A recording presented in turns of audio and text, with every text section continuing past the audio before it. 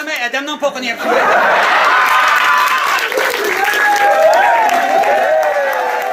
Olmasa pek şençimiz xordum cimtirdi, özenki bir bisba.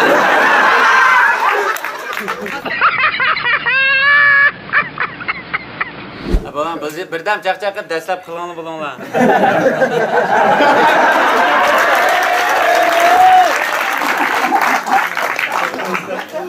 Qara Rozima mening bag'inimni. Ya ben o işkisini emas adam maq yaşanıp ki aklım hayran.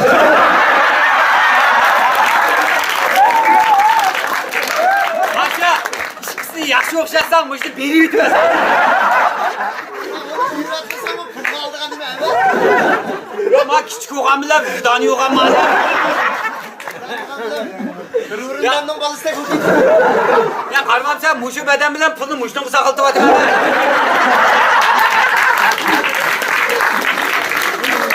Arasında adam tüm pulunu kaçlamaydı ama.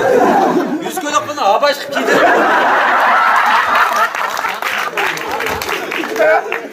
Ama sen birdam chidab ber. Birdamdagilar alanma, nim qo'ydim. Çak patladı ya sana. O'zimga aran keldi bu. Birdam da qo'yaman. Nima? Rapqasi saqach ketmadi. Ha, sudunda rapqatni bir xo'roz qildim. Savdatim mekiyalar kelib, meni rapqatim ko'rindigan.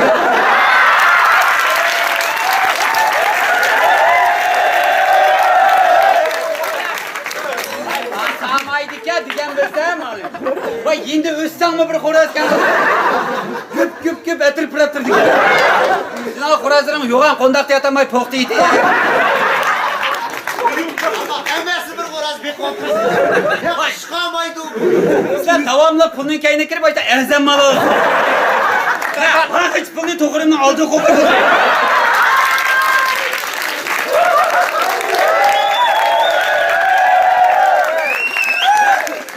Pulunu verme, öldü, tanrı gidip yaydı. Silahını gider, kanka pulunu verme, edemden pokunu yapıyor.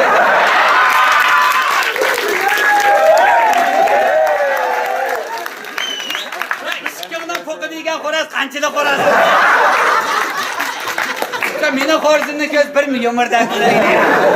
Adam pulu versek başımı iki Allah humbavı tutuyor. Xumbav atmay, xumbav atamkan.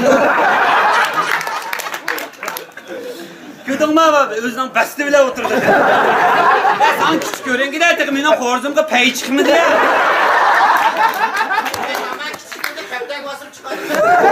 Ya boşta xo'rozimni katta basalamda, kaptiringdan qo'ngini ko'tirib yut ya.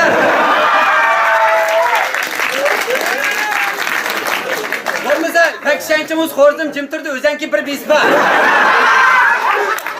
Aslan bir shanchim olsa, sen ki xo'rozim 10 dolu bo'lamisiz?